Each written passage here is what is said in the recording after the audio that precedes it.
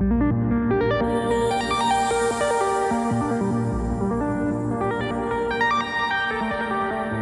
video will explore the artistic personae of three contemporary artists, Taylor Swift, Lana Del Rey, and Nicole Dollanganger. Why these three? Because I deeply engage with and enjoy their music. All of this is coming from a place of deep respect and appreciation.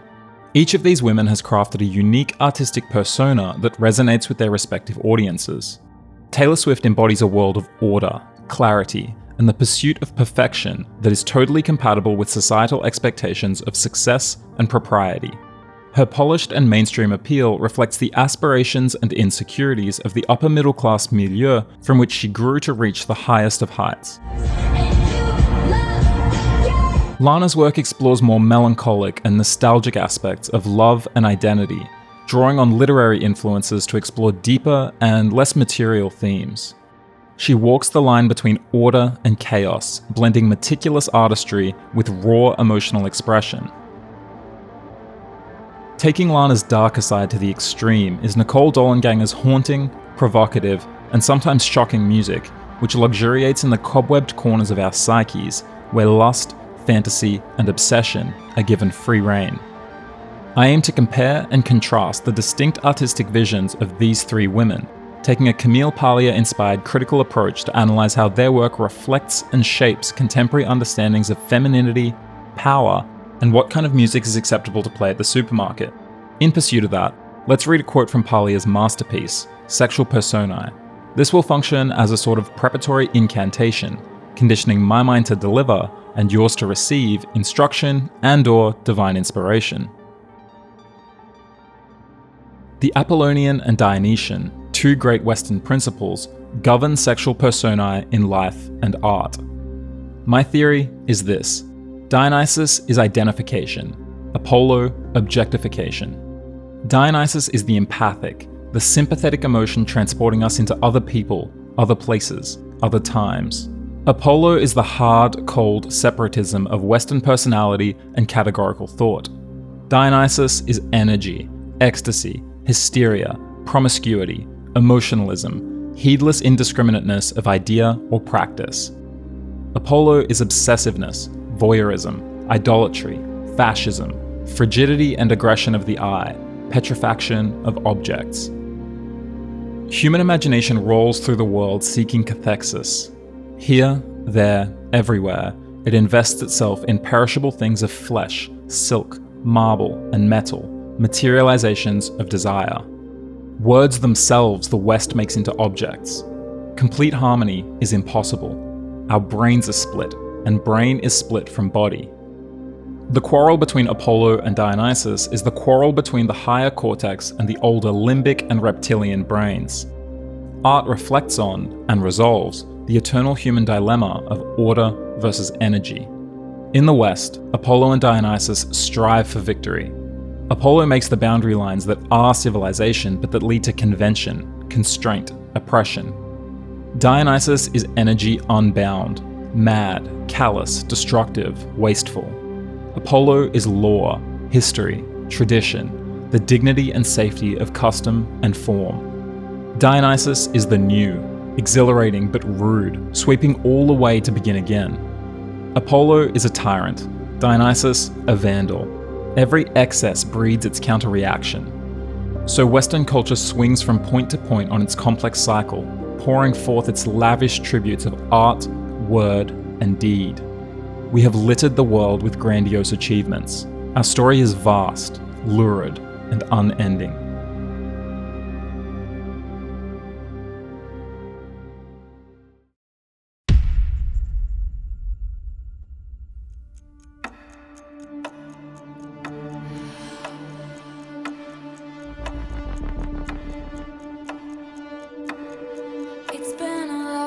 We all know Taylor Swift. I fear she might come in for especially critical attention in this piece, but I've known her through her music since at least Sparks Fly in 2010, when she was singing the confessional stories about love and heartbreak that made her a household name before her 20th birthday. The 14 years since are the longest I've listened to any of the three artists under consideration here, though Lana comes in a close second at about 12 years. I have a lot of respect for Taylor's achievements, becoming the biggest pop star in the world, selling millions of tickets to her last tour, and fully inhabiting the world she's created for herself and for us in her music. She's undeniable. Sparks Fly went 6 times platinum in the US and was the beginning of her transition from country to more mainstream pop, a process which began with Fearless and took her to the VMAs in 2009, where Kanye infamously crashed her party with Yo, Taylor, I'm really happy for you. I'm gonna let you finish, but Beyonce had one of the best videos of all time. One of the best videos of all time.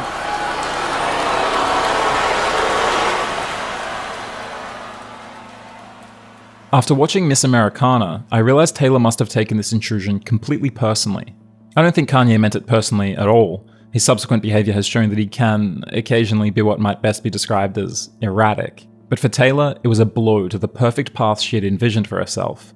It wasn't a welcome to Hollywood, meet the local characters, you'll get to know them well kind of moment. It was a very public humiliation. Her insistence on maintaining a controlled and impeccable public image is a manifestation of her deep-rooted desire for order and self-mastery, rejecting the chaotic forces perfectly personified, in this case, by Kanye West.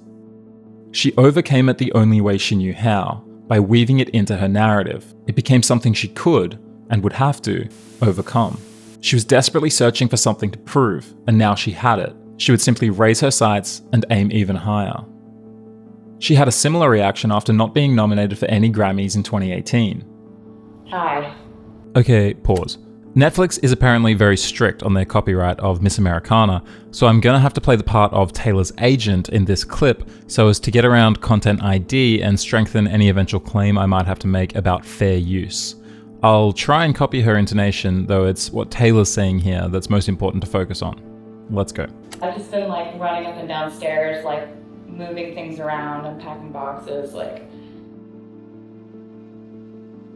trying not to think about you calling me with Grammy nominations. I know. Well, I'm trying to get the full list because right now, in the main, the big categories of album, record, song, you are not nominated. And okay, it's this is good. This is fine.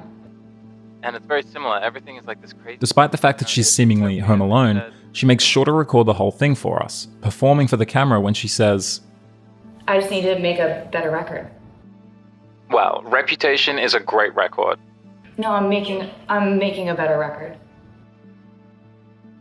Well, and I'm still waiting. Out of all her albums, Reputation is the only one I really can't get into, almost at all.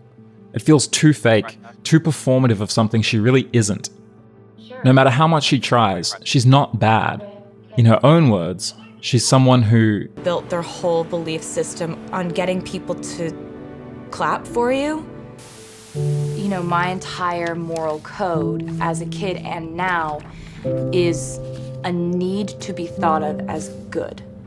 She returns to more truthful stuff, thankfully, on her subsequent albums, but the insecurity that makes Reputation feel so fake is still present. We're people who got into this line of work because we wanted people to like us, because we were intrinsically insecure, because we liked the sound of people clapping because it made us forget about how much we feel like we're not good enough. Who is this we she's talking about? Because there are plenty of people who create music, and art more generally, for much less insecure reasons. But as she shows us in the documentary, insecurity really is the driving force behind her whole career. She's not in it for the love of the game, she's in it to win it. The music feels almost secondary, like it's the vehicle for her success, but not the end goal. It's surprising how explicit she is about it all. I'm not sure if she intended Miss Americana to be so brutally honest about her flaws, but it's sometimes shockingly candid. People fall out of love with you. There's nothing you can do to make them change their mind. They just don't love you anymore. An example of this revelatory honesty. Taylor recounts how her mom got a third child in the form of a huge dog on their private jet. Is exactly what Mom decided to do when both of her kids were out of the house. She decided to get a third child, like a human-sized dog. Taylor says it a little mockingly, and her mom responds with, It's actually my cancer dog. After I found that out, I decided to do something I'd always wanted to do, which was get a really big dog.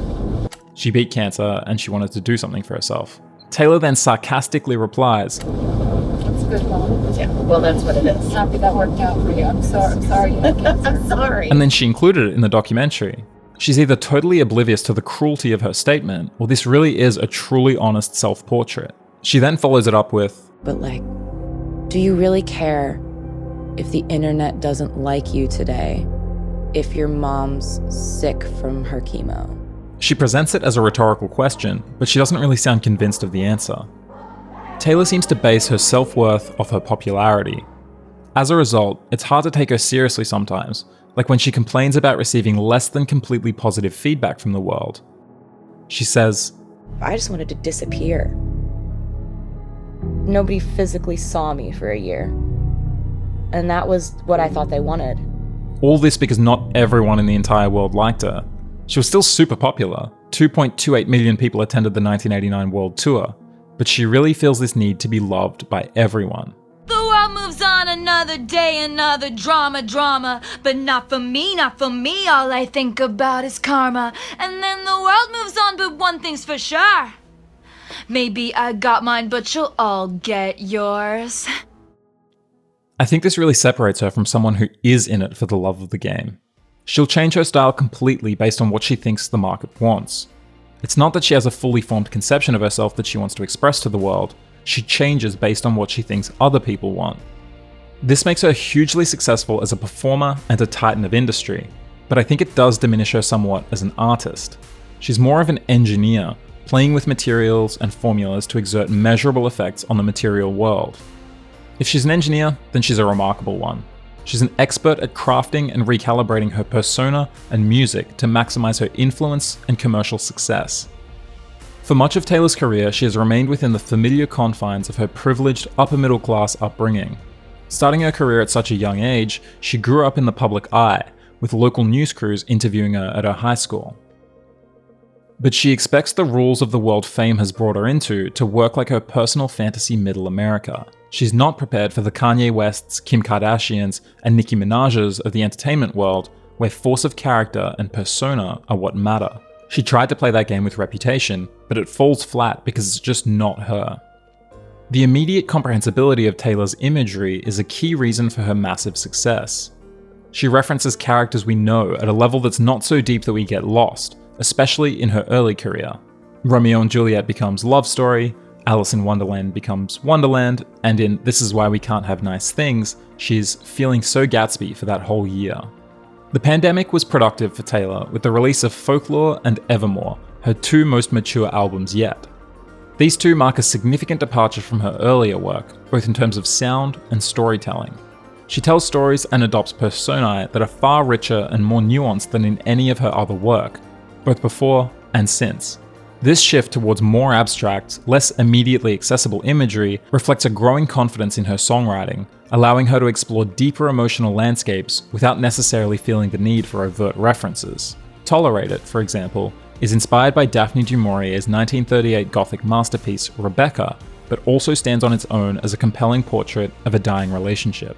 The production on these two records also reflects this newfound maturity, with a more subdued, indie-focused aesthetic that sharply contrasts with the well-established country-to-pop pipeline of her previous albums. The stripped-back arrangements and atmospheric soundscapes create space for her lyrics to breathe, drawing the listener into the story.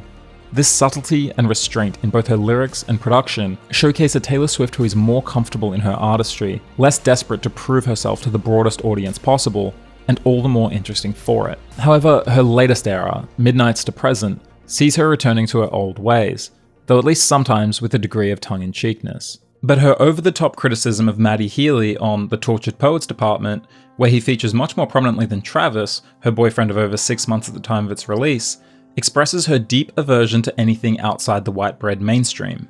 She took a peek under the lace tablecloth and didn't like what she saw. Lines like, "Were you sent by someone who wanted me dead? Did you sleep with a gun underneath our bed?" clumsily hyperbolize their 2-week relationship to the point of ridiculousness, as does the even more clumsy and unnecessary repetition in "You didn't measure up in any measure of a man." This black and white portrait of a clearly flawed but at least artistically somewhat adventurous colleague is so devoid of intermediate shades as to be basically unrecognizable. Still, I'm not sure she really cares. She's finally fulfilling the dream she expressed 15 years ago in the You Belong With Me music video. She has her star quarterback now, Travis Kelce, and she seems happy with him. Judging by some of his old tweets, I'm not convinced Travis is necessarily her intellectual equal, but he clearly fulfills a need that the more introspective London boy Joe, Sweet Harry Styles, and evil pervert Matthew Healy couldn't satisfy. Taylor is a superstar, and while her lust for fame appears to be driven by intense insecurity and an almost shocking inability to detach her self-esteem from the approval of strangers, she's got what she always wanted. I hope she gets to keep it. She's a highly accomplished personification of the Apollonian spirit described by Camille Paglia: order, structure, discipline, individualism, harmony, always striving for clarity over chaos. Her meticulous self-presentation is a calculated act of cultural engineering, a delicate balance between mass appeal and personal mythology. Her work both harnesses and is constrained by the dictates of the market. She operates within the saccharine safety of middle American ideals, a conscious choice she's made that trades depth for reach. If this discussion of Taylor Swift leans towards the critical, it's partly because the positives of her worldview are so deeply ingrained in our cultural consciousness. She doesn't need my approval. She has the world's. She champions values that are undeniably pro-social: the pursuit of a stable heterosexual relationship with a conventionally attractive partner, the ethos of girl boss feminism, the triumph of popularity, and the sweet revenge of proving wrong those who doubted you in your adolescence. All of this is achieved by not just meeting, but mastering society's expectations. In her case, by becoming the world's biggest pop star. In the end, Taylor Swift's brilliance lies in her ability to turn deeply conventional desires into universally compelling narratives, making the familiar feel both personal and profound.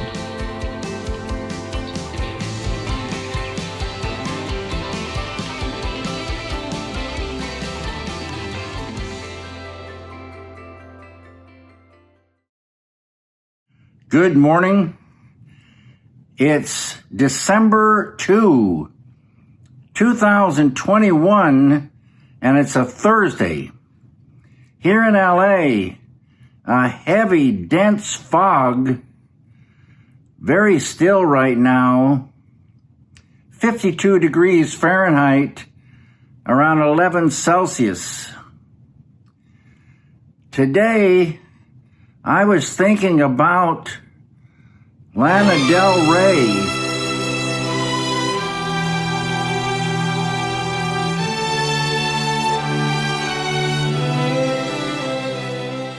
Lana Del Rey burst onto the scene in 2011 with, despite her denials, a fully formed persona. Through force of character, she created a world, and when it was ready to be birthed, she cut together a music video and put it on YouTube for us to get to know her. Video Games is an all-time great love song. Its whole vibe is melancholy and longing for a forever gone moment. It's totally nostalgic. Lana's is one of the greatest artistic gifts of the last 15 years. She stands alone in the contemporary music landscape with the sheer scale of her grand and evocative artistic palette. Lana Del Rey navigates the liminal space between the Apollonian and Dionysian realms, blending structured artistic expression with an embrace of emotional depth and sensual experience. From her debut album, Born to Die, she drew from deep literary influences like Vladimir Nabokov and Walt Whitman. She weaves this poetry into her own songwriting, creating worlds that resonate with bittersweet nostalgia and cinematic Americana imagery. She set the bar high, name-dropping these figures not merely as casual references, but as a declaration of her artistic aspirations. They define the context within which she sees herself working. By aligning herself with such illustrious and emotional poets, novelists, and musicians, Lana clearly positions her work within a broader historical and cultural narrative, striving to reach the heights of those she admires. More than Taylor Swift, Lana expresses herself through multiple personae. On Born to Die, she's an aspirational but sensitive young woman at some timeless point in the Hollywood version of 20th century America. On Ultraviolence, she navigates the 70s as a Brooklyn baby, smoking weed in the haze of the post-hippie era, then sleeping her way to the top as a high society mistress, before graduating into the 1980s by trafficking kilos in a Miami Vice-style Florida adventure. Honeymoon is perhaps the fantasy of a 1950s housewife, dreaming of tennis courts and soft ice cream in Italy with Salvatore, or at least a ride in a complicated man's sports car along Wilshire Boulevard. It's tingling, sparkling, a glass of champagne, a penthouse suite with a sunset view soundtracked by an orchestra playing to nobody in an empty ballroom.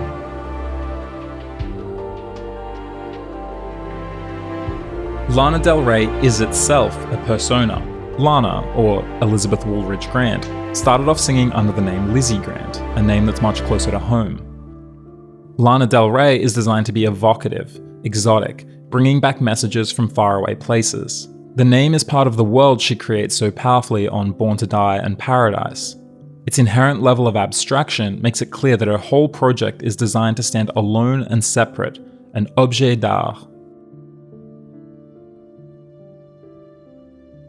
Lana's songwriting has evolved over time, shifting from these heavily stylized narratives to a more traditional singer-songwriter style. In her albums following Norman fucking Rockwell, the brash musicality of her earlier work takes a backseat to her vocals as she tackles more mature and introspective topics. Still, tracks like Taco Truck, A&W, and White Dress have lots to offer in terms of musical novelty. Lana's use of Lolita imagery and the archetype of the wealthy older man is one well-known complication of her artistic persona. This was a fundamental part of her early career, where she alternated between cosplaying as a young starlet who'll do anything to get to the top and have a great time while doing it, and the fabulous and jaded older woman on tracks like Fine China and Young and Beautiful. But the glamorous star-to-be is not an uncomplicated character, despite what songs like National Anthem might imply. She finds herself running away from the darker thoughts of her mind on a cross-country road trip in Ride, and mourns the loss of her one true love for the sake of a career in I Talk to Jesus. Songs like Lolita and Off to the Races find Lana coyly playing into these fantasies, but there remains a clear line between fantasy and reality. This is evident when comparing her lyrics about her Born to Die era old man with the more personal reflections in Black Bathing Suit and Grandfather, Please Stand on the Shoulders of My Father While He's Deep Sea Fishing, where she sings about, and on Hollywood Bowl and Lost at Sea, with her actual father. This seems like an evolution, from idolization of the archetypal father figure to identification with her real dad. Lana's works are thoughtful and complete. She knows what she wants to say, and she has the talent to effectively communicate it. Her music channels the Dionysian energy of desire, nostalgia, and melancholic longing, yet it's framed within an Apollonian aesthetic of carefully crafted imagery and thematic cohesion. You can't listen to her music and not immediately taste, touch, and smell the world she's creating. National Anthem tastes like cold champagne. It smells like fresh cut grass, white powder on a mirror, and Chanel No. 5. Brooklyn Baby is incense, shag rugs, fire escapes, and rolling papers. Lana romanticizes life. This is her greatest achievement, and the one that makes her a true poet. It's not an overstatement to say that at this point in her career, her art is on the level of the names she referenced on her very first album. In Lana's dream world, the sweet innocence of mid-century Americana is made slightly bitter by the claw marks of unfulfilled desire. Her voice is the ghostly echo of a lost Hollywood. She moved from the East Coast to Los Angeles to see if this vision still existed. I don't necessarily think she found it, but she's not totally disillusioned. On West Coast, she sings about this feeling like it all could happen, and hints at a sense of exclusion brought about by her long-standing sobriety, of the California sort, she attempts to overcome with her artistry. I want to make this video really short and sweet, just because the conversation keeps coming up about coming from money and my family having money and this whole thing. And I just want to say, like, coming from the most rural spot, and arguably in one of the most rural spots in America that was not a wealthy town, and having gone to a boarding school where I didn't even know I was going or didn't have any concept of, and got financial aid for it because my uncle worked in the administrative building, and also being completely alienated from all the kids who already knew each other from New York City. I had such a tough time there because everyone knew how much money everyone had. So unfortunately, my experience every day was having people call me WT from LP, White Trash from Lake Placid. Her evolution from the cinematic grandeur of Born to Die to the introspective reflections of Chemtrails Over the Country Club and subsequent albums marks a shift from myth-making to self-examination as she navigates the passage of time, mature relationships, and the complexities of personal identity.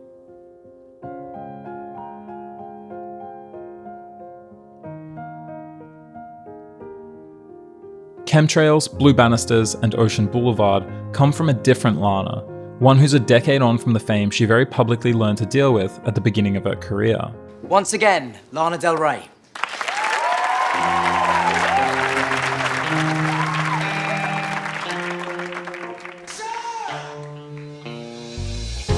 Blue jeans, white shirt, walked into the room, you know you made my eyes burn. It was like James Dean, for sure. You're so fresh to death and sick as kid cancer. She knows herself more now, though that's not to say that there aren't still parts she struggles with.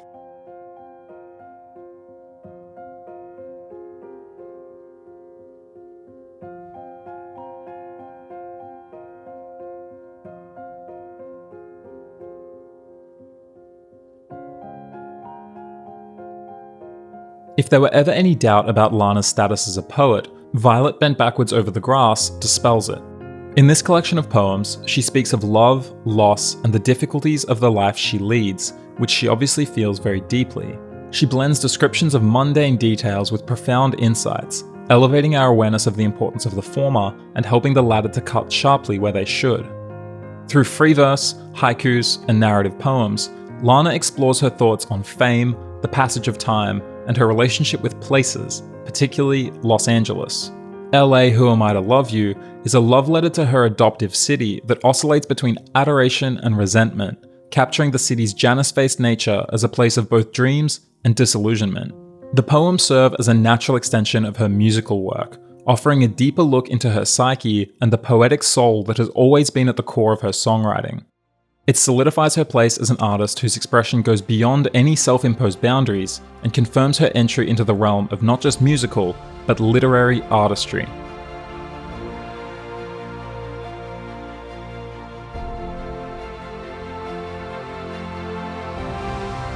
A classic American experience is driving flat out on a highway, radio blaring. Driving is the American sublime. 10 miles outside any American city, the frontier is wide open. Twirling the radio dial while traveling the open road, the American driver flies along on a continuous surface of music with a sublime sense of huge space, surveyed and subsumed.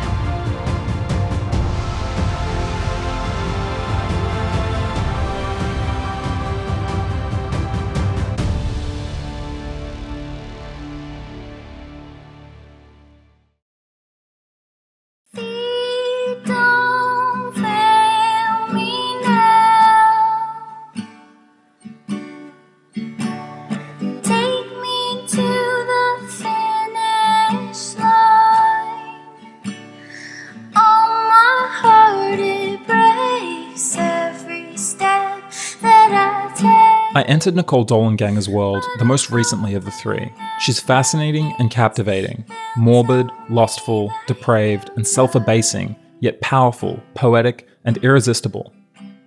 Nicole Dolenganger fully immerses herself in the Dionysian abyss, diving into the chaotic and often disturbing facets of human nature that polite society prefers to keep hidden. Her music takes familiar themes in Lana's vision to their most depraved extremes: love, obsession, desire, power, sex, and death.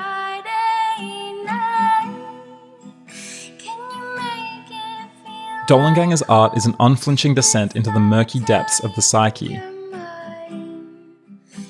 She takes us by the hand and drags us down to a place where the grotesque and the sublime combine in a haunted cave of obsession and decay. She's a powerful but almost socially unacceptable counterpoint to Taylor's sanitized suburban fantasies of mainstream femininity. The three singers are linked. Lana sang on Taylor's Snow on the Beach, which infamously featured so little of her vocals that Taylor, no stranger to re-releasing tracks, dropped Snow on the Beach featuring more Lana Del Rey on Midnight's The Till Dawn edition. Nicole opened for Lana on the Toronto leg of her 2015 Endless Summer tour supporting ultraviolence, and the two have both spoken and sung of their love for Tammy Wynette. Both have also referenced the provocative line, "He hit me and it felt like a kiss," from the 1963 song by The Crystals of the same name. Also in 2015, Nicole released Natural Born Losers, her first studio album after 4 self-produced bedroom garage band records. It was Grimes who seemingly picked her off Tumblr and created a label just to release her music. Grimes also played before Lana at that 2015 Toronto show.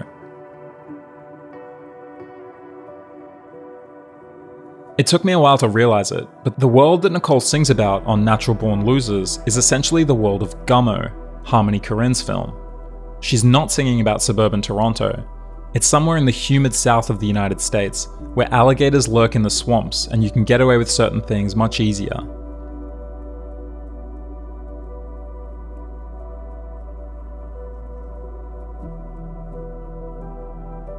The title of the album is almost certainly a reference to a different film, though, Oliver Stone's 1994 Natural Born Killers, a psychedelic and psychotic road-tripping rampage of violence across America.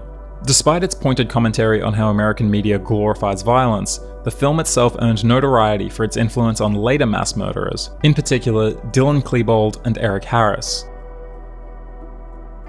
Prior to the Columbine shooting, they had used the initials NBK as their code word for it. There are at least 5 explicit references to NBK in Eric Harris's diaries.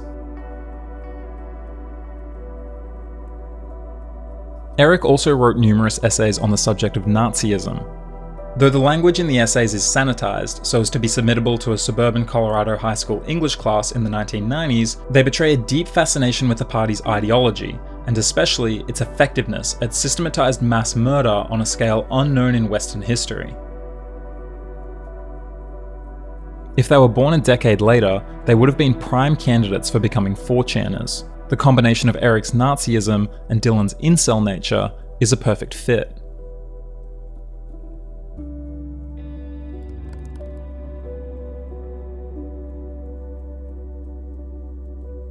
Tumblr serves the same role for a certain type of teenage girl as 4chan does for a certain type of teenage boy. Nicole Dollanganger, as a prototypical Tumblr girl, demonstrates this in her fascination with Columbine. She samples Eric Harris on her song Rampage, and later described her decision to do so. I sampled Eric Harris because there's this big fandom of teenage girls on Tumblr who idolize him and Dylan Klebold, because they think that the two of them were just lonely and that their love could have helped prevent the shootings. I felt like that was how I often felt in relationships. You want to believe that a violent person won't hurt you because they love you. My personal opinion, though, is that these boys were violent and that nothing was going to stop them from committing the shooting. The Tumblr 4chan nexus is an important one to understand in the context of internet history and where Nicole arose from.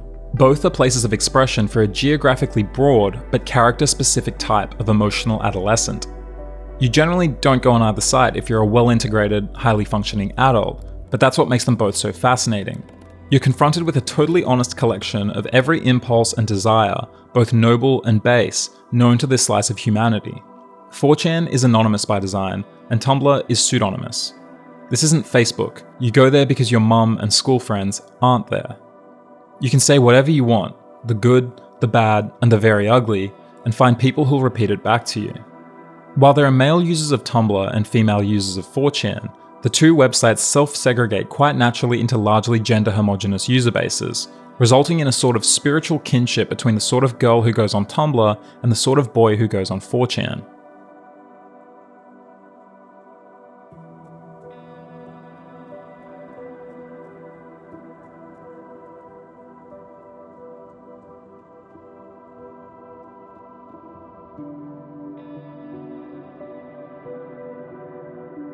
Nicole indulges in the romanticization of the depraved.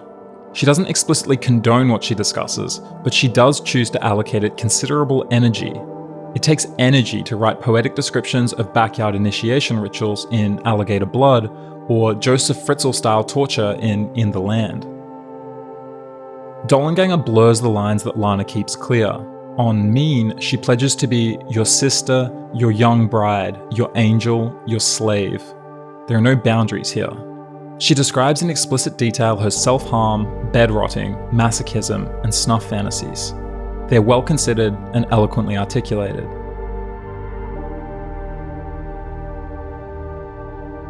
Dollanganger is the Dionysus to Taylor Swift's Apollo. Her art is passionate, chaotic, sensual, impulsive, wild, physical, and largely unrestrained by conventional notions of what's acceptable. She's dealing with the darkness in the world, and personally, I think that art that confronts this is more interesting than art that ignores it, or waters it down so much that it's unrecognizable, or creates a worldview where it only exists in other people and not in oneself. But she's no role model. She's wielding the power of her artistry in a compellingly twisted manner. Nicole went to the hospital for her eating disorder shortly after releasing her self-produced debut album, and subsequently spent a year on bed rest, during which period she could count on 2 hands how many times she left the house. She sings about it on Angels of Porn, describing how, "My bedroom smells like rotten food, and I guess so do I. It's harder to be good in here than it is to starve and die." This feels much darker than Taylor's description of her own struggles with food and self-image. Can you imagine Taylor getting to the point where her hair is falling out and she doesn't really care? Perhaps, but she projects such an image of self-control that it seems unlikely. You get the impression that nothing you could say would change Nicole's mind. She's not doing it for anyone but herself. It's not glamorous. It's the sad and sick side of illness, the kind you have to express as truthfully as possible to let others know they're not totally alone. It's one of the many illustrations of what Freud would call the death drive in Dollanganger's work. She longs for annihilation. It's just murderous what's going on with people these days. Just the other day, right here in Xenia, Ohio, a man walked up to me and said, "I'm eating in 3 days." I said, "Force yourself." Another man walked up to me and said, "I'm eating in a week." I said, "Don't worry, it tastes the same." All right, we're rolling. Engaging with the provocative and disturbing themes of Dollanganger's work forces us to confront the uncomfortable realities that lurk beneath the veneer of our more public personae. It's a mirror held up to the darkest corners of our collective psyche, reflecting the suppressed desires and fears we often choose to ignore.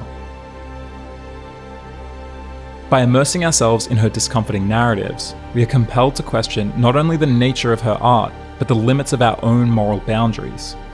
Is it wrong to see the beauty in evil, or to derive aesthetic pleasure from depictions of pain and brutality? Dollanganger does not offer easy answers. She's more interested in expressing the questions.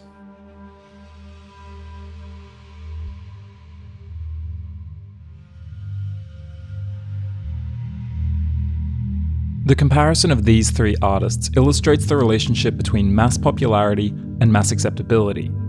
That may sound tautological, but it's evidence of society's regenerative ability to allocate and orient attention towards non-subversive, pro-system influences. There's nothing subversive in Taylor's girl boss image. She's a role model and inspiration. There is, however, something subversive in Dollanganger's amoral lust and power fantasies. Her bedroom pop production brings the alternately angelic, ethereal, and muffled and distorted voice of her id into our ears, and through them, into our brains, hearts, and stomachs. It's hard to escape Taylor in public settings. Most of her songs are totally acceptable mall food court music. Lana, a little less so, although I do hear her semi-often. I can't imagine, however, being at the supermarket and hearing a Nicole Dollanganger song come over the speakers. Listening to songs about self-harm, backyard torture, and hardcore power dynamics would not exactly inspire pro-social sentiments. Listening to You Belong With Me, on the other hand, would. Society need not defend against Taylor Swift because she poses no threat. She reinforces, rather than rejects, the system. Nicole Dollanganger, on the other hand, presents a more dangerous vision. Dip your toes into her waters, and you risk falling in. Lana inhabits the middle ground between Taylor and Nicole. That's not to diminish her at all, but rather to highlight the comprehensive success of her artistic vision. She manages to unite the 2 extremes into something life-giving and affirmative. Taylor offers us a safe, structured world where good and bad are clearly defined. Lana invites us into a dreamscape tinged with bittersweet memories. Nicole pulls us down into the shadows where the boundaries of morality blur. Through the lens of Palia's Apollonian and Dionysian dichotomy, these three artists illustrate a spectrum of feminine expression in contemporary music. Swift as the Apollonian architect of polished narratives, Lana as the enlightened mediator between order and chaos, and Dollanganger as the Dionysian provocateur who confronts societal taboos head-on. Together they remind us that within the vast landscape of modern music, there is room for both the light and the dark, the clean and the filthy, the romantic and the depraved, the beautiful and the grotesque.